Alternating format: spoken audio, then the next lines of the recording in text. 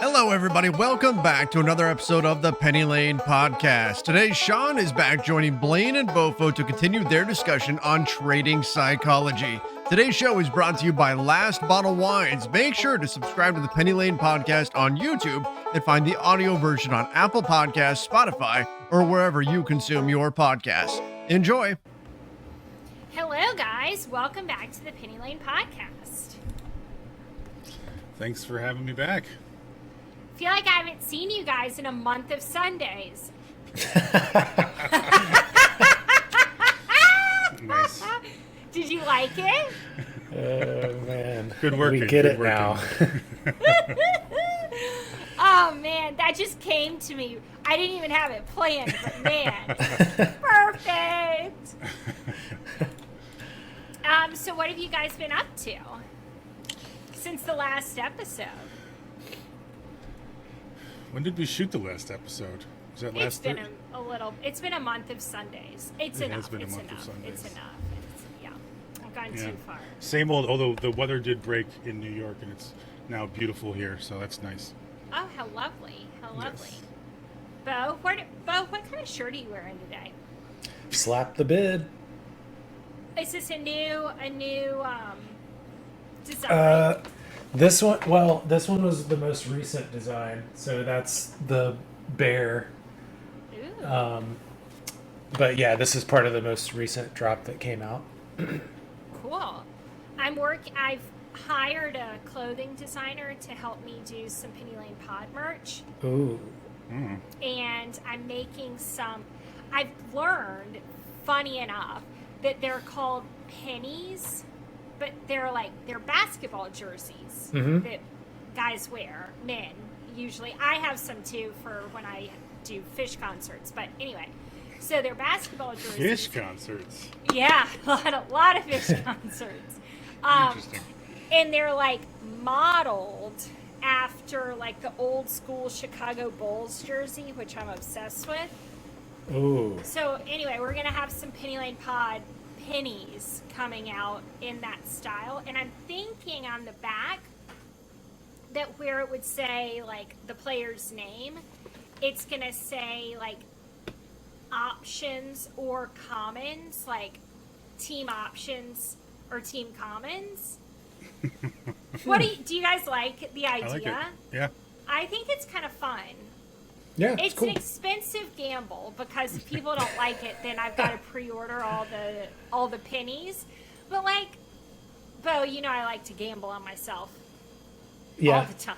Yep. So It would be right up your alley. yeah. Did you? Oh, also, since we're talking, I don't know if you know this, but I've had this dream of having a sneaker line for Yeah. a very, very long time. So I got my first sample in of my sneakers. Oh, sweet. They just came today. It says Blaine on the back, and then that's my brand name, and they've got the little thing. Oh, I like that. Aren't they amazing? Sweet. They're made in Germany. I have Penny wanted to Lane wear God, it. you just have so Kicks. much going on all the time. I know. But this is it smells so good. It's such a dream realized. I have That's this awesome. sneaker that I've always wanted. Anyway, it's impossible to start a sneaker line. So this could be the only sneaker you ever see. But I'm going to wear the hell out of it. It's one more set of shoes than I have for sound trading psychology. So- mean, Does that fit you? uh-huh. Oh, sweet. Are they comfy? They're so comfy. It's this German company, and if you can see inside, it's the cushioniest leather, and it just is you're a European leather. It just smells so good. And I collect Nikes, and this smells better than any Nike. This is a new wallet. What's the next step? Whoa. Well, you need to get funding. So I would think, but I have to get enough people on my side who would buy the shoe to get maybe a Kickstarter. But I interviewed someone on the podcast. His name's Rich Fresh, and he has a clothing line. And he and his brother do manufacturing in LA. And I've been talking to them for a long time about, like, if I could get it manufactured in America and how I could go about doing that. This could be like a multi-year process, because raising enough money to start a shoe line, like, you got to have people who want to buy them. But Yeah, it seems very difficult. Step one. In this shoe, like the sample shoe, I paid like $250 for. I mean, it's an expensive sample. And I drew on it. And the first mark, my hand was like, shit, like, who wants to draw on a $250 sneaker? Well, that's cool. Anyway, that's what I've been up to. Thanks for listening. So, You've been Sean, up to a lot more than I have. I do same. a lot of things. I do a lot of I'm impressed. a lot of things. So, Sean, this is our first ever part 2 episode. Ever. What have I done to deserve another hour? I feel like we were really on a roll when we ended last time. And, I agree. you know? All right, so I've got your process written down, and it's really been helping me. Oh yeah. Would you want to recap it for us? I really liked the concept of the rating the emotions, and if you're in the extremes, you just can't trade. Yeah, so there's something I borrowed that idea from there's something called a subjective units of distress scale that we use in the mental health business a lot. And it's just a scale of 0 to 10, where 0 is neutral and 10 represents like the most distress you can possibly imagine. And distress could be, whatever, sad, angry, lonely, anxious, whatever. But in trading, feeling really good is really a problem too. So I, altered it and made the positive end and the negative end. So it's +5 to -5. And it's obviously very subjective, but that's the point. Our experience is completely subjective anyways. So it's the purpose of paying attention and using that is just a mindfulness practice. It's getting in the habit of thinking a certain way, getting in the habit of developing what I call an observing self, the observer, whatever. The part of you that is watching and listening to what's going on. There's I'm having this conversation with you right now, but there's a little guy in there who's like, "Are you making sense? Is the new webcam working okay?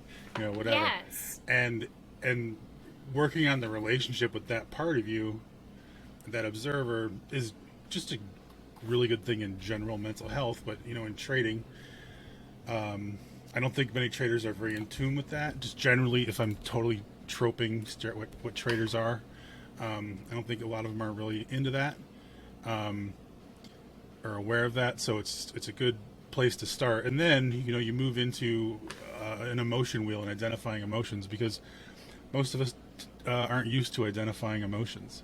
It's not a skill we're taught. It's certainly not something that men are taught historically.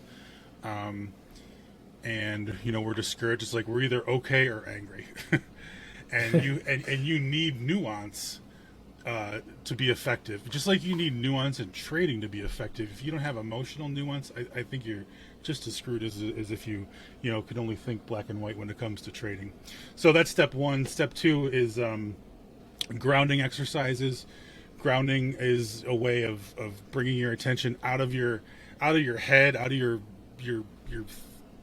verbal thoughts, and focusing on something else for a moment, and bringing yourself into the moment, yet pulling yourself out of your head. So that's why last time, I think did we practice it last time?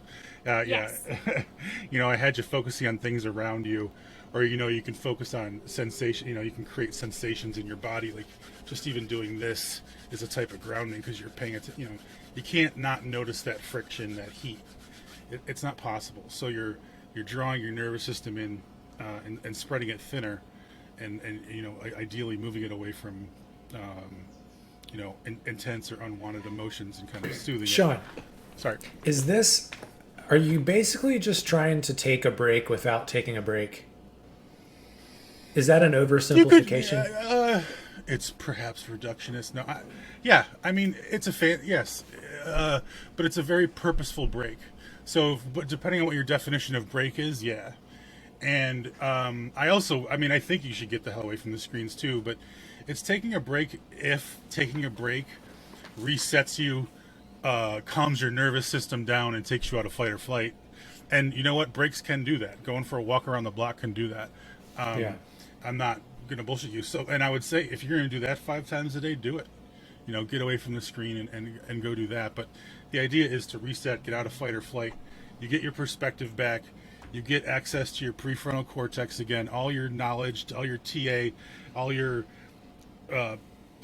positional risk analysis, whatever it is you use to trade, comes back online, and you move forward. So I realize I'm only at step 2 still, so that's grounding, and then you practice mindfulness, which is again enhancing that observing self. Mindfulness exercises are designed to help you get more skilled at being in the present moment, which you can take a break and not be present. So here's a divergence, I guess, from what you're saying. Instead of wandering into the future or drifting into the past, regrets or anxieties or worries or or in trading cases FOMO, and future hopium, or revenge trading, chasing, that's all past stuff. You stay present and you accept the reality of what's going on, and if there's not a trade, there's not a trade. Acceptance is a huge part of the equation with practicing these things. So, and they all help with it. So that's the step 3, and then 4 is bringing in an existential component. In this case, it's what I call trading values. What's important to you, why you trade, and making sure that's in your consciousness. That's part of your daily routine and part of your thinking, so that you can make more effective decisions and more long-term decisions. Even if you're a scalper, you still need to think long run. Is this the day to be scalping, or is this choppy crap like it was a lot of the day yesterday or whatever?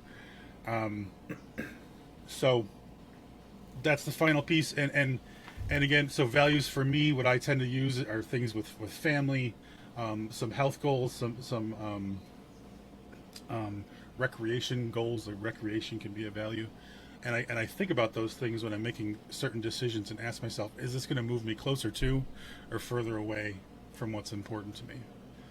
And the real power in that question isn't whether it's yes or no at all, because yes or no are both yes and no are both acceptable answers. If you choose yes and move towards them, you got to give yourself credit for that. You have to be aware of that and the power of that. If you choose no, don't just flip into avoidance, but pay attention to what it feels like to actively choose to not do what's in your best interest. People don't do that kind of thing, obviously. So this is a whole other way of thinking and considering, your consciousness intraday, if that makes sense. Yeah, and that's just general stuff. Anyone can do that. And then, where issues still lie, that's when you do trade psych work. I always, a lot of people, I'll tell people, go and do this stuff for a couple weeks before you make an appointment with me. It's a lot cheaper, and it might take care of the problem. And if it doesn't, that tells us something too. That gives us valuable information as well.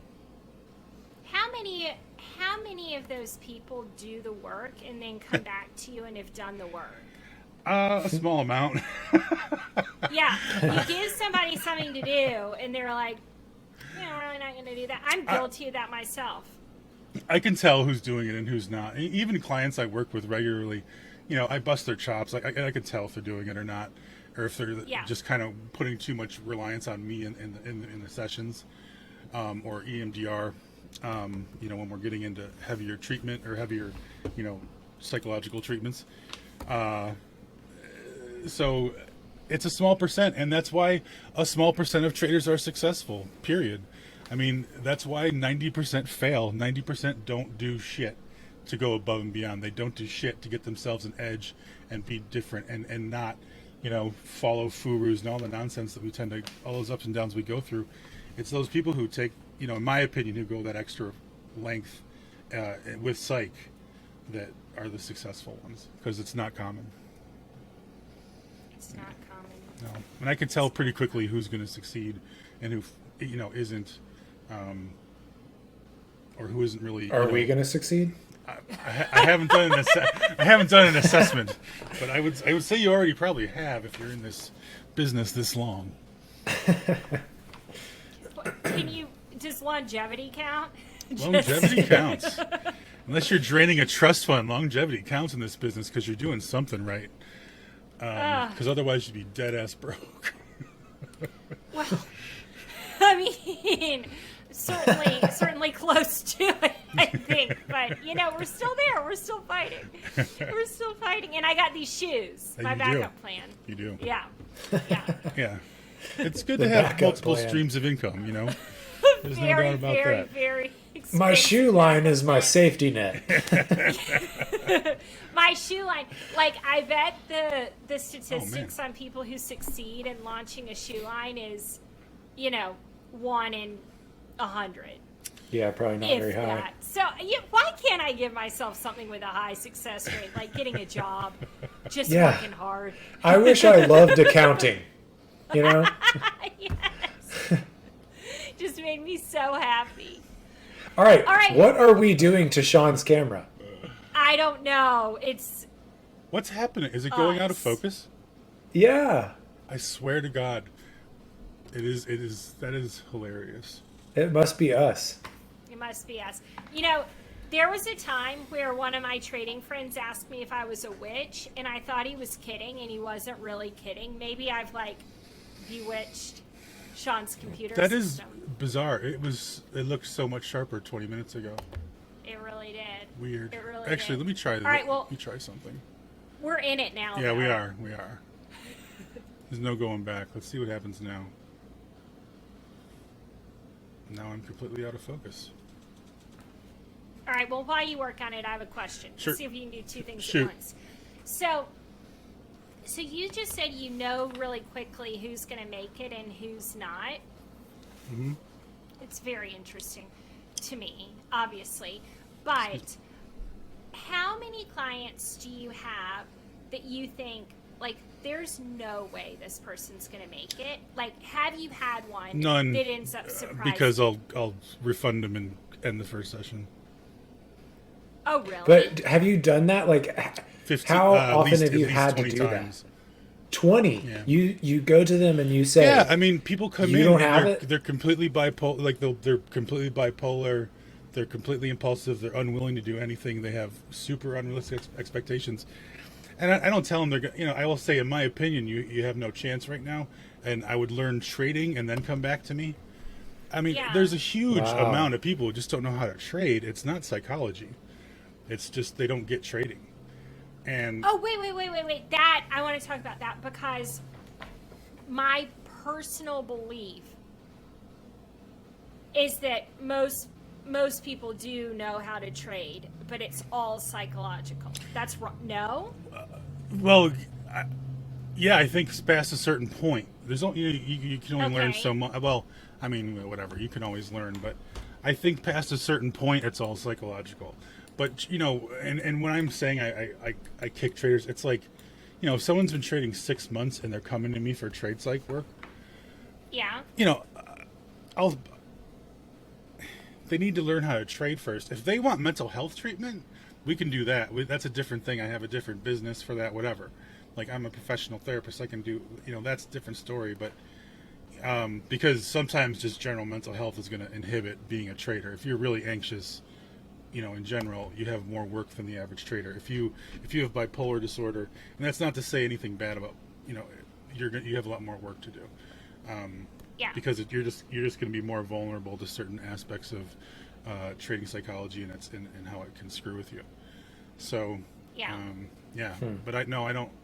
I've ended. I mean, hell, I do free consultations, and I've told them on that, well, look, I would do X, Y, and Z, and call me in 6 months, or I would join this service and learn how to trade, because they actually teach trading and they're not gurus.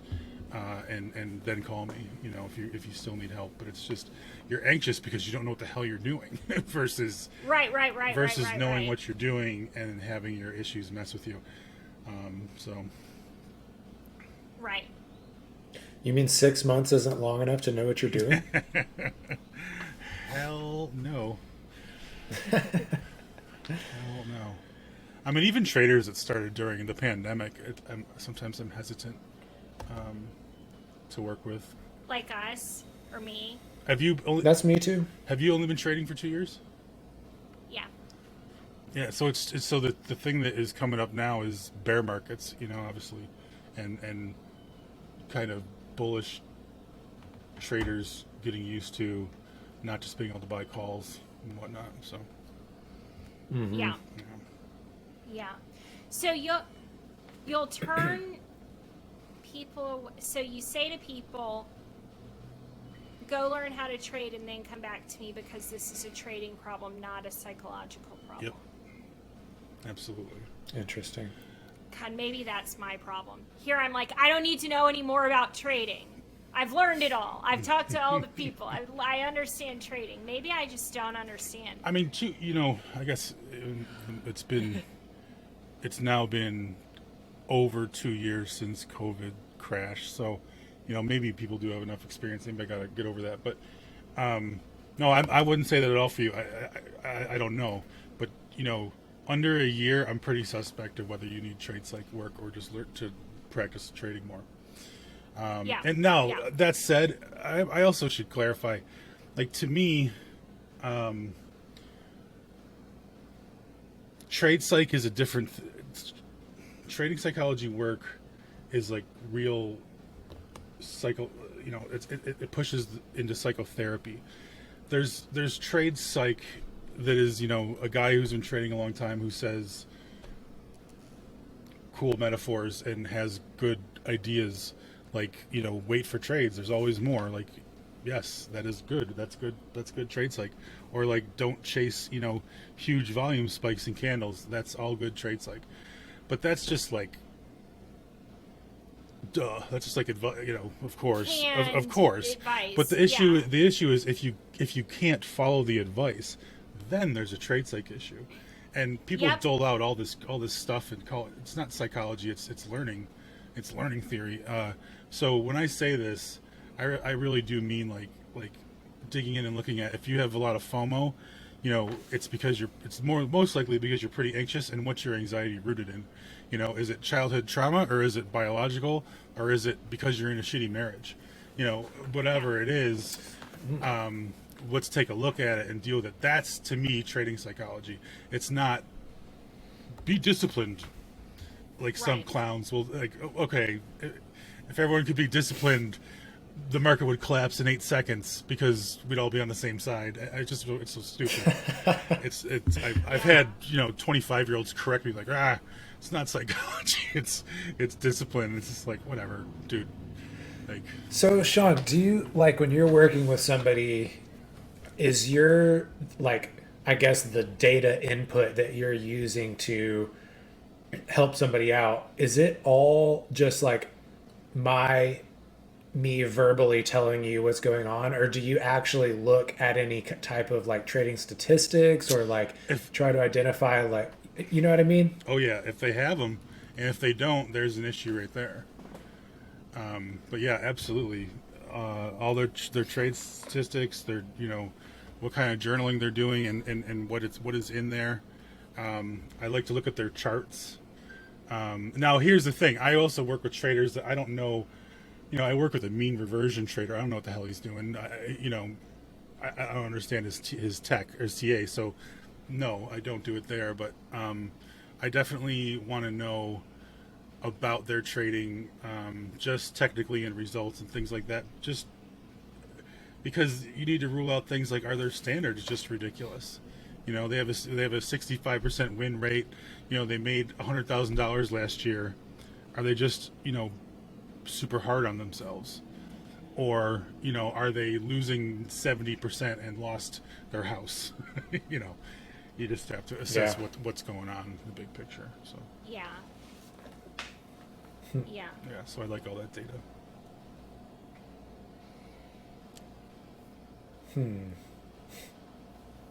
So interesting. I'm trying to imagine if you were to be like, yeah, you just can't do this. Like you're just not cut out. For Well, this. it's not. Yeah. And what a tough Well, and thing who am I- to say to somebody. Let me clarify. No, but honestly, great thing, right? Because like, if that person were to continue down the path, like Sean might have been their savior. You know, but like we're all in Discord groups and everything, and like, how many of those people fall in that category? Tons. You know what I mean? Right. That's Tons. More than terrifying. half. I mean, Wow. I mean, first of all, half the people in every room have to be losing, period, on a given day. They have to be. That's how the market works, right?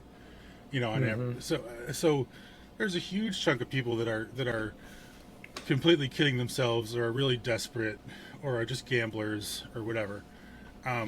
Gamblers don't tend to come in for trade psych help, at least not in my experience. But I want to be clear. Like, first of all, who am I to say you can't do it? I don't mean to say I'm like, change your life, kid. You know, you're an idiot. I will just say to them, look, this is clearly you clearly don't really know what you're doing yet. Trading is really hard. It takes years, and I think, you know, save yourself this money and put it towards learning trading. Because I'm in a, you know, luckily I'm in a position where like I don't need the business. Like, I'm pretty busy. Trading's okay, business is okay. Like, so refusing, you know, why wouldn't I turn them down? Like, I'm not just gonna work with someone and waste their time and mine.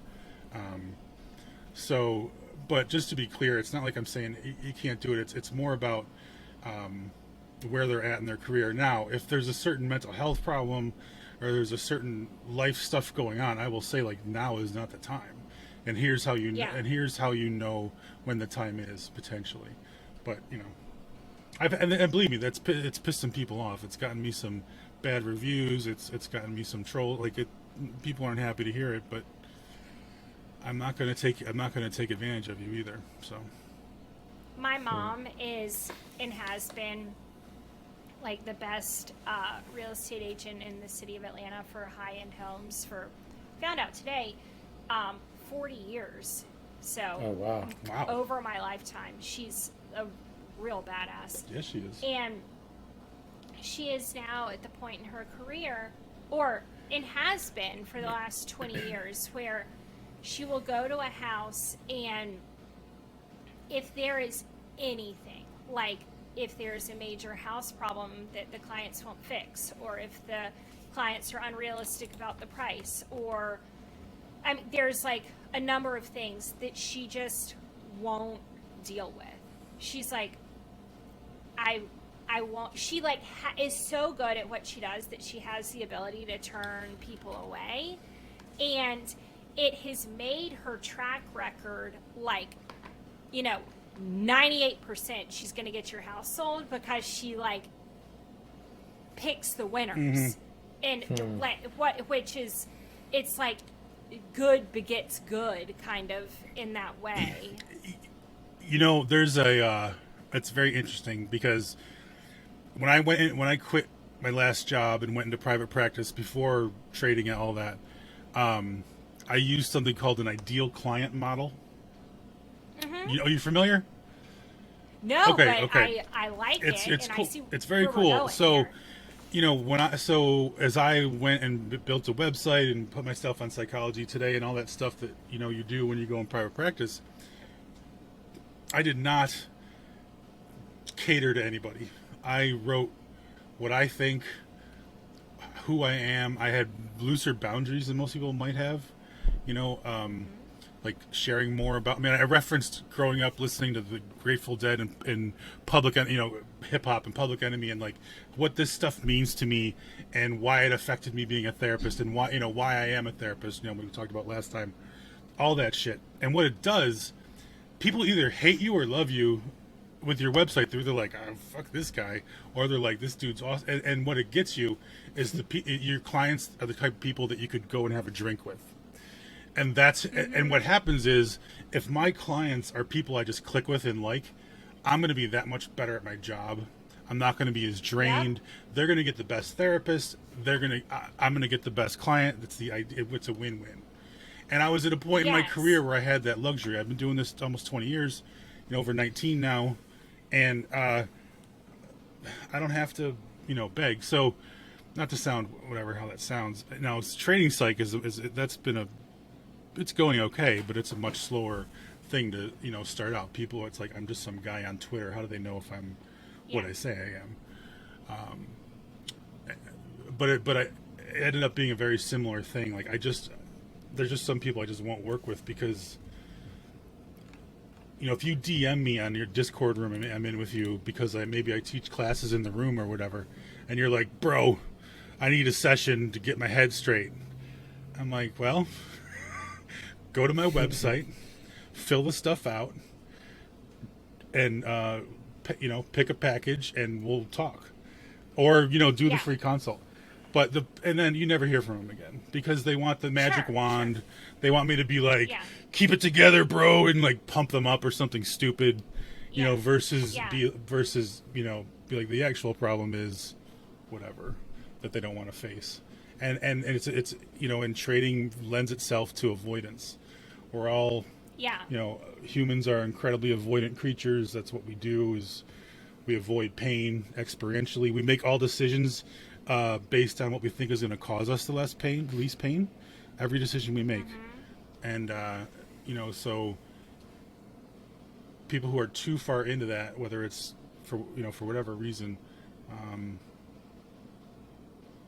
you can see that pretty quickly and deal with it. First of all, Grateful Dead is my favorite band of all time. Nice. So I was into that part of the story. Did you do bootlegs and stuff? Did you record tapes or trade? So tapes? I did taping with Fish. You did? Okay, cool. Yeah. I was into Fish for ever and ever and ever. Started when I was 14, 15.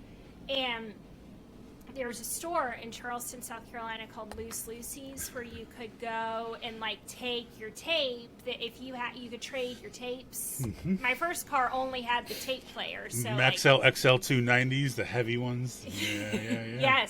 Yes. So you have Halloween, 99 exactly. or whatever it was. Yeah. Anyway, I only got into Grateful Dead. I would listen to the Grateful Dead because people are like, if you like Fish that much, like you'll like the Dead. Yeah. And I was like, it's okay, it's not for me. And then you're gonna judge me, and that's fine. That's fine. I have my own relationship with the Grateful Dead. Judge me all you want. When I first started dating my husband, he has been to like 175 Fish shows. He's real big on Fish. And so we would go to shows together and loved it. Was all that was good. And he was like, I want to take you to see Further. I was like, okay, I'm in love with you and I love music and I'll go. So we go see Further, and I had like 5 or 6 drinks and was like, I'm gonna kill myself. Like, I haven't heard a lyric in like 6 hours. Like, this is the worst shit I've ever heard in my life. And I was like pretty drunk and started crying and was like, I was like, I'm not the one for you. Like, I can't do it. So, and he was like, well, you're being dramatic. And I was like, but I just can't. This isn't for me. So I swore off the Grateful Dead after hearing Further, and like to this day, Further blows. That stuff was a joke. So, I was pregnant with my son. So it was 8 years ago, and someone offered me Dead and Company tickets in Atlanta, and I was like, it would be really nice of me to like take Jimmy for his birthday. It's like I'll take Jimmy for his birthday, and we went, and the seats were great, and I was pregnant. I was early pregnant. I wasn't feeling good. I was super nauseous. It's the best live thing I've ever, like, I cried. It was like so incredibly moving, and I just got very, very into Dead and Company and the way that John Mayer he's really impressive. the thing about he's living in Montana and he hears Althea and the band's thing. I mean, I got like so into it, which has given me a backdoor into all the Jerry stuff and the Dead, and I'm in now. But anyway, have you listened to much Garcia band much? The Legion of Mary era. I'll send you some stuff. Send me some stuff. Yeah. I'm so deep. So deep. It's beautiful music. It's what Grateful Dead is what rock and roll is supposed to be. If you listen to the Grateful Dead in 1968 and 1986, you won't think of the same band, and that's what rock and roll is about: is evolution and taking from other things and turning it into what yours. It's beautiful.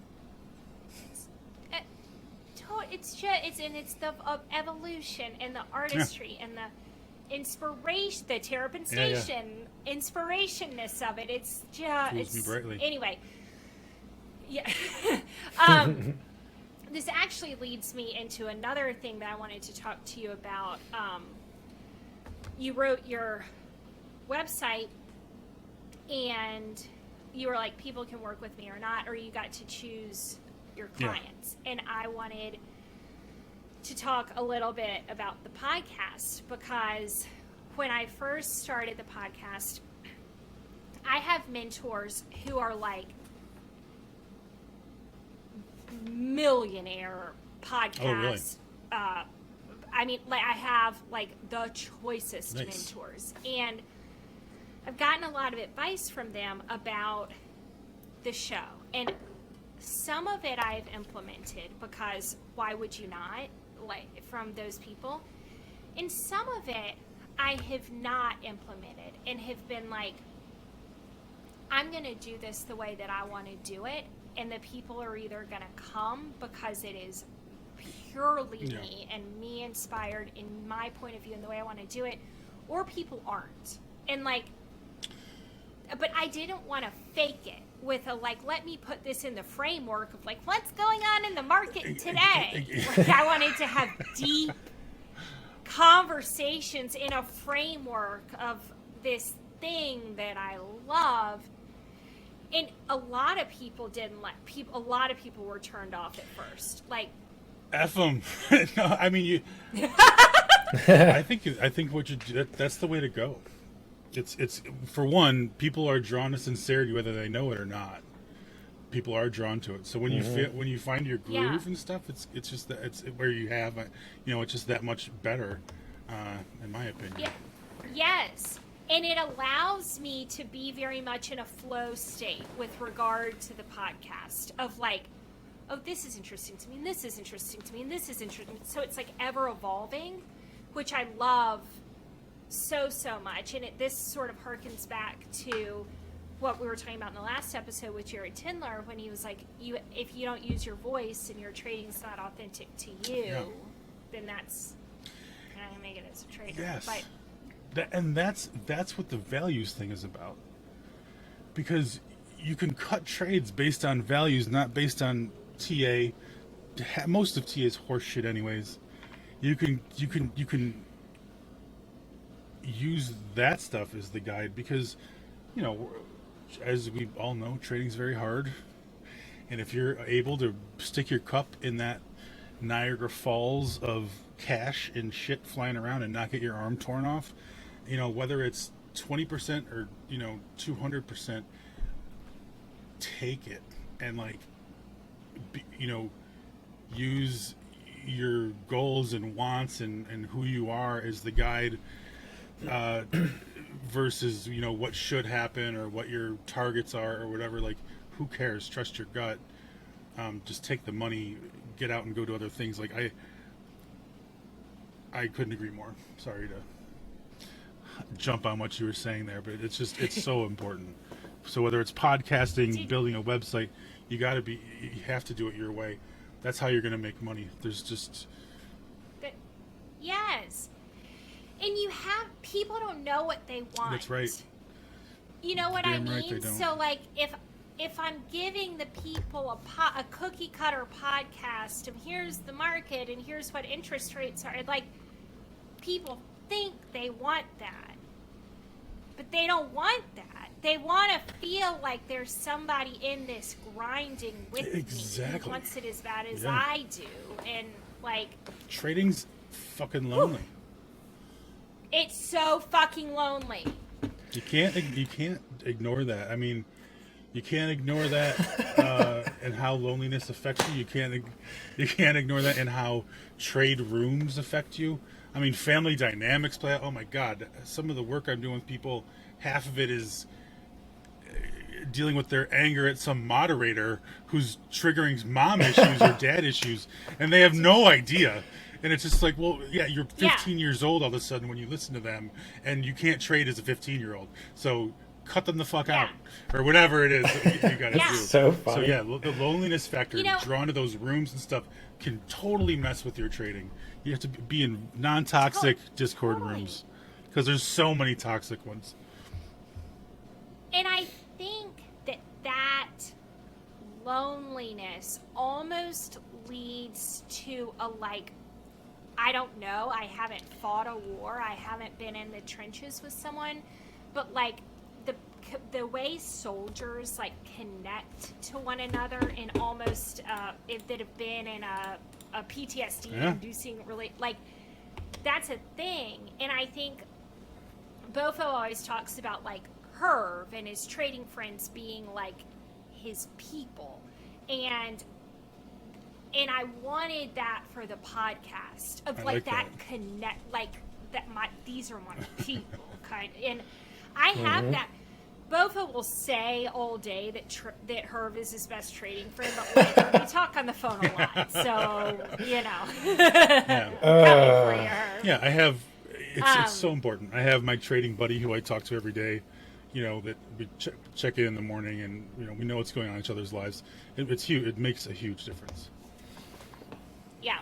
And I've never met her. Yeah. She's thousands of miles away from me, but she's who I would. Oh, I like it's a woman. Oh yeah, she's and a mentor, much better trader than I am.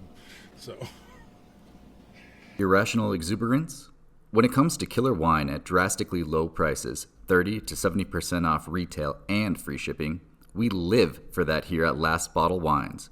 Whether you went long or short on GameStop, you'll need a glass of something terrifically tasty, and we've got the goods.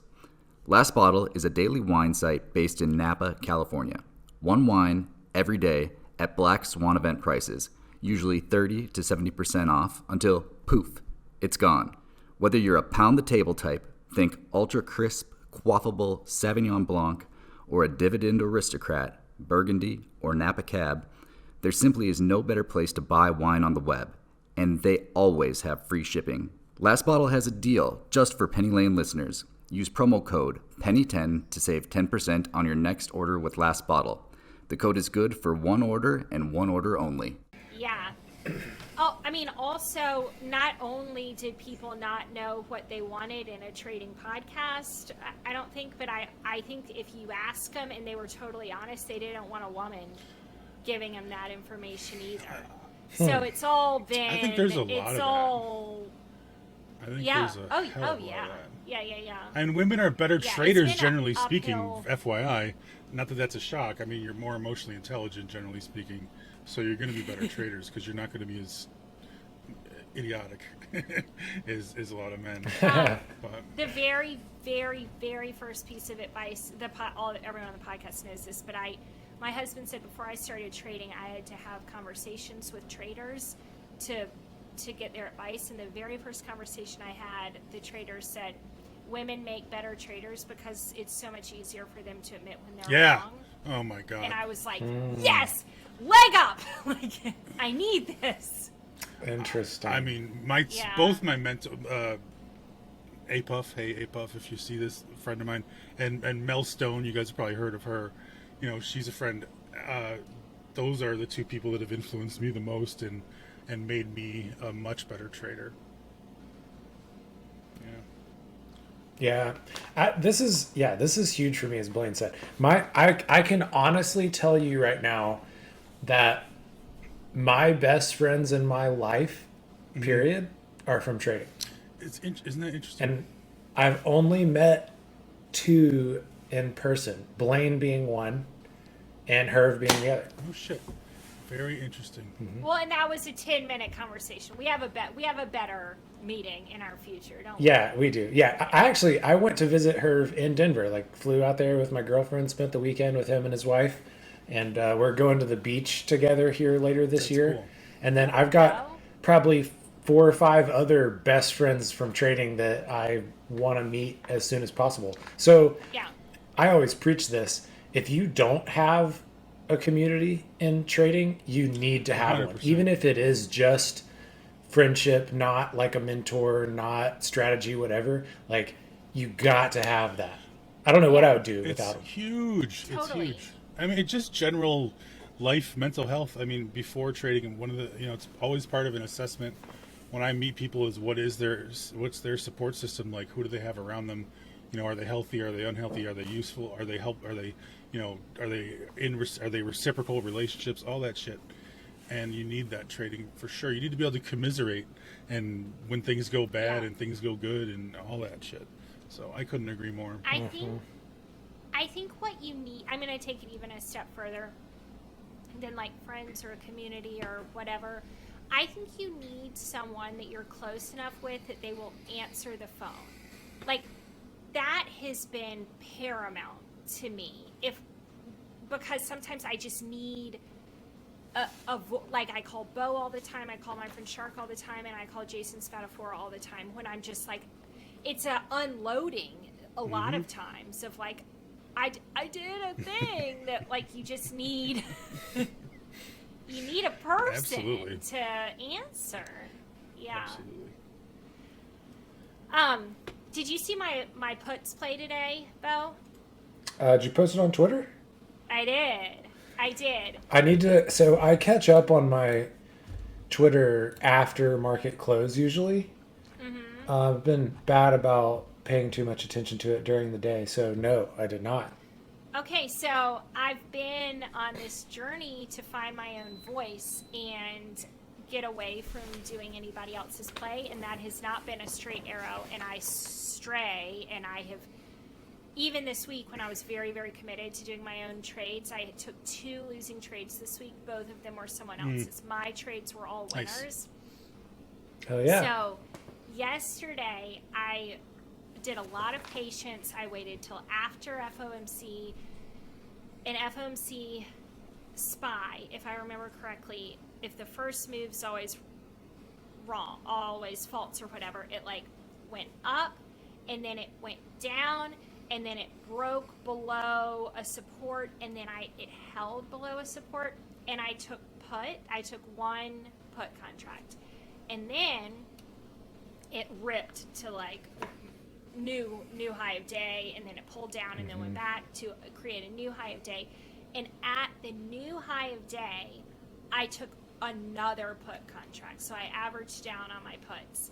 And it did not get into the gap. It didn't fill the gap. And then I looked at the daily candle and I was like, this is weak. This is very weak. The data wasn't good. So I held my puts overnight. Oh my God. And then it gapped down and I sold at 9:32 and I made $1,600 today, nice. which is my best day in 2022. Congratulations. Hell That's awesome. yeah. And it was all me, like just me.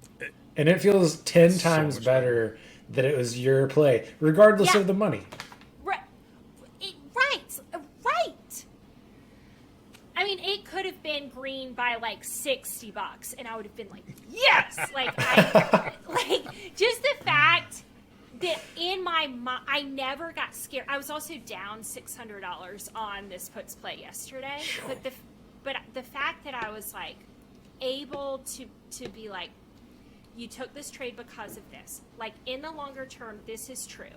This is like I was very able to do that and not freak out. And then I feel like the ability to add the second put at new high of day was like that's the thing. It is. That's pro trading right there. I mean, you went with your conviction. Trust trusted yourself. That's pro. I'm so proud. I'm so proud. Yeah, that's awesome. I'm so proud of it. And I didn't, I'm so bad about just getting screwed over on FOMC days because I'm like, I can trade in this. And then I'll just be red, and then the news will come out, and I'll pick the wrong direction, and I'll just like, it just gets worse and worse and worse. I hate trading on FOMC days. And I this is one of those things, too, where I didn't trade till after 2:30. Again, the values thing, like, why are we sitting there on days like FOMC when it's just going to chop until 2:30, or at least till 2, or days where there's weeks where there's just tons of Fed stuff. Like, why are we trading? Right? I guess part of the answer is because you make $1,600 on a trade like that. But I mean, I lost $700 earlier this week. I'm no superstar, but that specific. Well, I'll brag a little bit more. Go for it.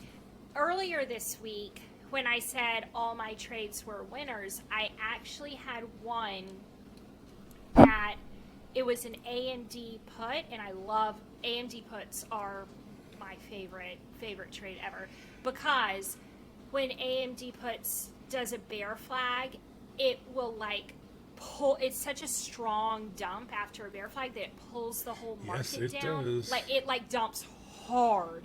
So I'm always in for an AMD put. So I took an AMD put. Same. It broke under support. Stayed under support. I took the put. It broke back above the support. Went to a new high of day. I added one more put at the new high of day, and then got it down to break even and got out, and was like, damn, like that was a good play. Now, that's a way to get burned. That's a way to get burned. But if you put the stop over a new high of day, you know what I mean? Like if you add it the high of day and then you're like, oh, I'll put this stop here, then like your added risk is so tiny after you're already like down or whatever. Yeah. In my mind. Yeah. No, that's true. I mean, a lot of times they will say, like, this isn't exactly what you're talking about, but a lot of times they'll say where you stop is probably where you should have taken your entry. Totally. And so, yeah, I mean, yeah, you're right. Like, whatever you added right there, if your plan is to stop out right above that, then your risk that you just put on is this big. I am so glad you brought up puts, because I had Tesla puts for next week, and I forgot to sell one of them. Oh, good. Oh, forgetting about a trade. Oh, nothing worse. It's not good. That happened to me this week. I had not usually on a podcast. I had my quantity. I had my quantity box set to the wrong amount, and so I thought I sold all of a position, and I'm like, and I looked back, and it had gone like, way against me when I still had like two. I only sold like a third of what I had, and I was like, oh my gosh. The technical errors. I have a lot of fail safes. I'm not sure if you can see right now the lighting behind me. Yeah. It's blinking red and green. All the lights in my house are currently blinking red and green for the last 5 minutes of the day. 4 o'clock. So I don't forget to get out of stuff, because I'm terrible Oh, at wow. doing shit like that. Yeah. They blink 5 minutes before the bell, 5 minutes in the morning, afternoon. They turn blue when Europe closes. They turn green at power hour. It's good, Wow. cues you up. Well, Sean, we've almost used up another hour. I don't know what we've talked about. I don't know. I've done a lot of talking. I mean, Just three friends Right. shooting the shit. I don't know, but like now I'm like, do we need a third one? But like, still have things The audience I can demands say. more of the three of us. It's so great. I mean, I took up 15 minutes with my Grateful Dead journey, but my podcast, right? Exactly. So Yeah, you do what you want. And it's the Grateful Dead. It's always worth talking about. always. Yeah, we're going to see Alison Krauss Nice. tonight. Yep. Different vein, but Alison Krauss is Oh. badass. I wanted to say something that I realized about myself since the last time we talked. And this is like, I don't know that it's like psychology. It's kind of just like duh. But so I sometimes just like get in the zone with trading and I have trouble walking away. And when I don't eat lunch, my brain just like my inhibitions loosen. I make poor decisions. I'm much more likely to spiral or slide when I don't eat. And it's like duh, but it took me a little bit to actually figure out like why am I making these stupid decisions in the afternoon on some of these days when like I don't, like I'm pretty disciplined with my plan, you know. That's Yeah, I was like, is the days you don't eat lunch. yeah. it's huge. I love that. It's huge. Water Actually, and food intraday is really, really important to keep your brain working right. It's You wild. become more vulnerable to all. Sorry, Penny. No. You You go. become more vulnerable to all forms of, anxiety, depression, whatever. All of it becomes higher probability if you don't eat for a day. If you have a bad night's sleep, that stuff's really important. And part of assessing the feel score thing I'm talking about, like, you want to. Are you in pain physically? Are you hungry? Are you sleepy? Like all that stuff has to be in there. It's really insightful actually that you picked up on it. A lot of people don't pick up on that. Oh, and it becomes like it's almost like the spiral continues on itself. Like if I trade poorly and get emotional or whatever, then I don't eat and then I don't drink water and I don't do my workout and then I don't sleep well and then I do worse. It's like you got to start off your week so good, be disciplined on your life plan in addition to your trading plan to keep your trading plan on track. It's pretty wild how closely correlated it is with how you're doing in life and how you'll do at trading. Yeah, Yeah. and vice versa. Yeah, I find absolutely. I'm like in a fantastic mood today because I have my good drink. Exactly, and Oh, I know. and I'm always people in the Discord rooms I work for or whatever, like I'm always raining on people's parades. I'm like, all right, you're euphoric, chill the fuck out, go, big congratulations, now get over it. And I'm not to say it, because then You're when too happy. when you're drunk, euphoria is there's your opioid system is kicked in, your cannabinoid system. I mean, you're producing drugs in your brain, so so you are literally high, and then you can make dumb mistakes or give it back as whatever. So I'm always raining on people's parades when they do well. Yeah, and you're In addicted fact- to that feeling and you're It's just awesome. chasing it the next dude, time like a it's drug. amazing. Having a great Yeah. day trading is amazing, and how many people give chunks of it back the next day? Yeah. Totally. Well, a real win for me was I have a cash account, and I had only used a tiny bit of it to buy these two Nice. puts, and closed at I think it was actually 9:40 this morning. I sold half of it right at 9:30, and then I let it come down for the next 10 minutes and sold. And I was like, I have more money here. Am I on a hot streak? And then I was like, no, you're not. You're not on a hot streak. This is why. There's a chance this was just pure luck. Like, you're not on just, like. What good are these profits if I don't use them to trade? Oh my god! I know that evil, the evil voice. Oh. I have a story that I have been dying to tell on the podcast. It's the perfect time. Let's hear it. So I think I got a psychology sign from my son this weekend, and I've really implemented it in my trading.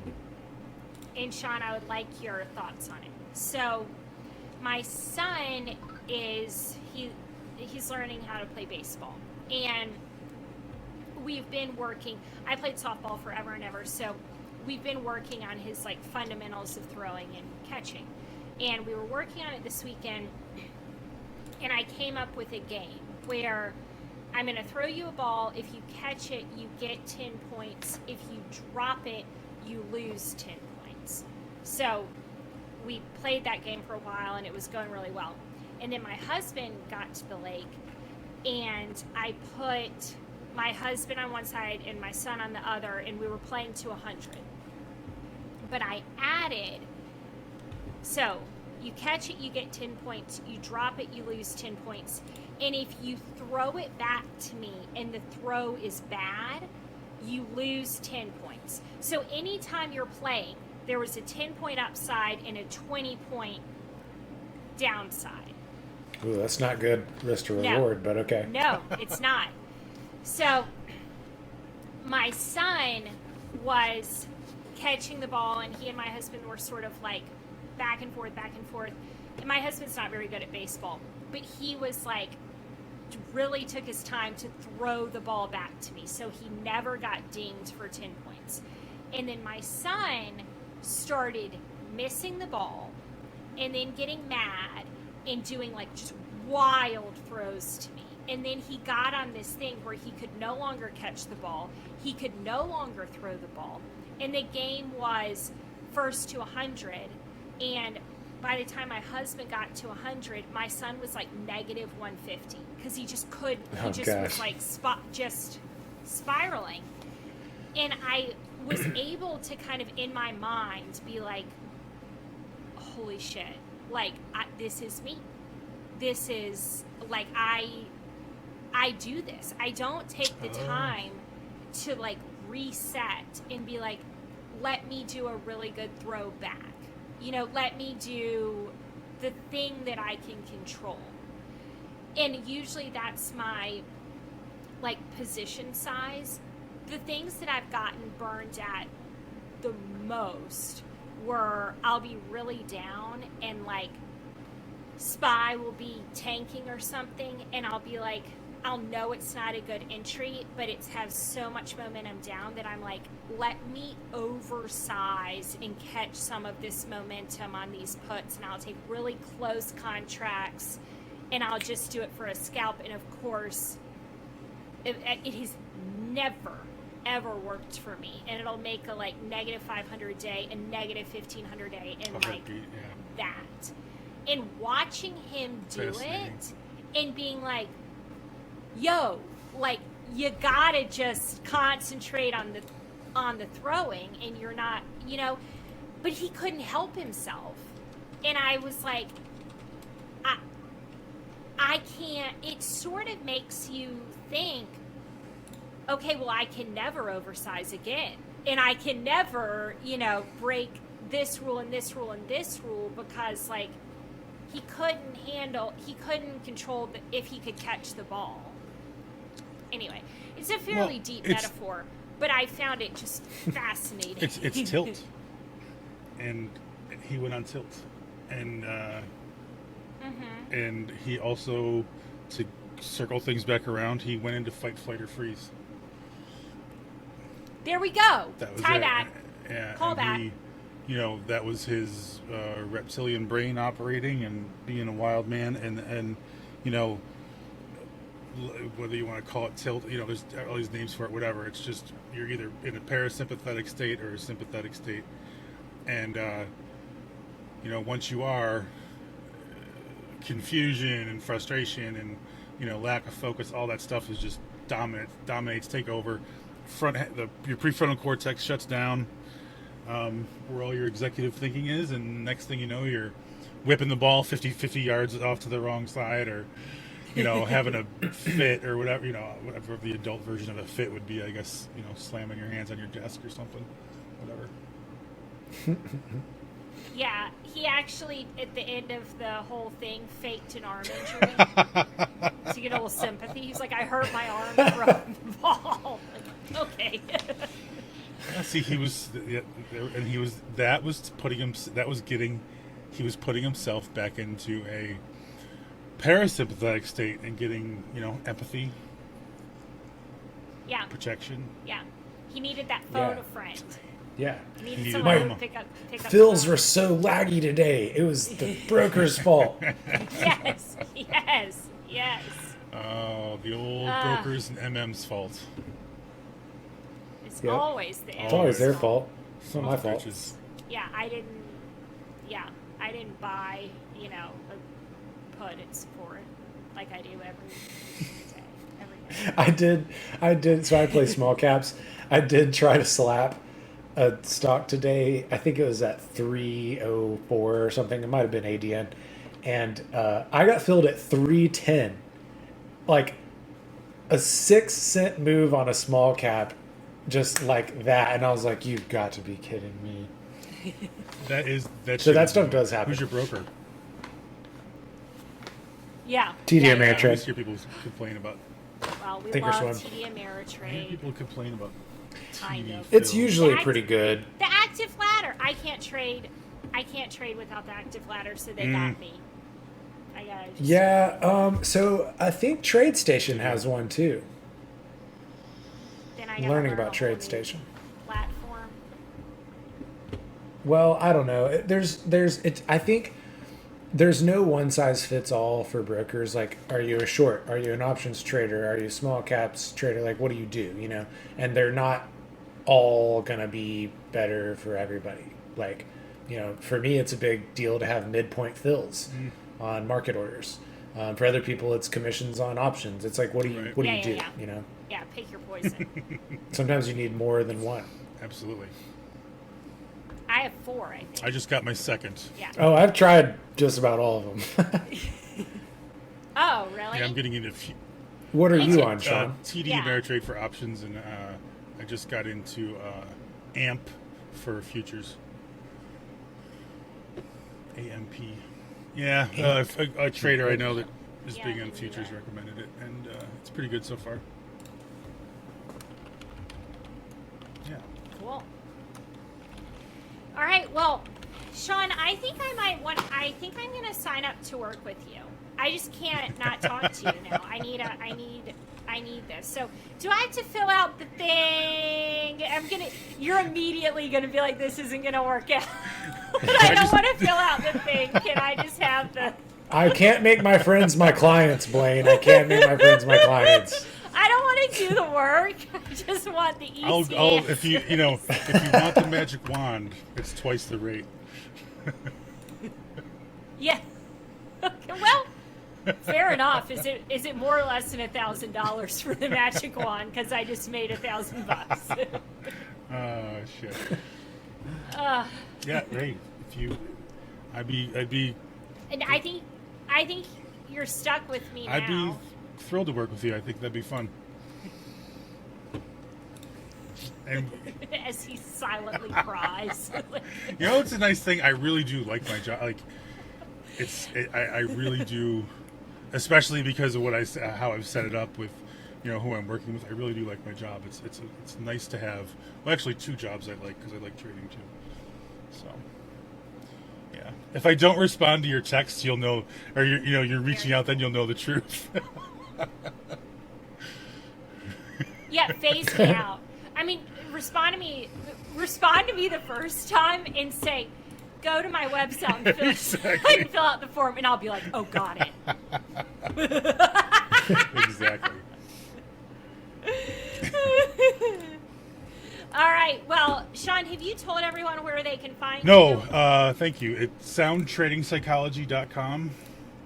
I do one-on-one stuff, and I am starting I'm going to do my trade psych planning class starting July 11th. I think the next one is going to go to. So both of those you can go to soundtradingpsychology.com and sign up if you're interested.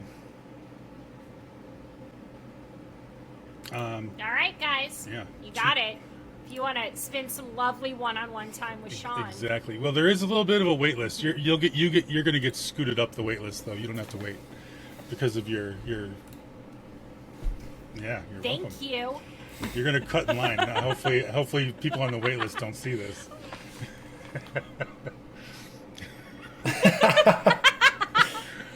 Oh, I like that. I'm like planning a Disney trip, and I'm like, how do we get in that fast pass line? I'm trying to do a lot of waiting. Shit. I get myself in trouble. All right, guys. Well, thank you very much for having me. I really Appreciate appreciate it. By accessing this podcast, you acknowledge that the Penny Lane podcast makes no warranty, guarantee, or representation as to the accuracy or sufficiency of the information featured in this podcast.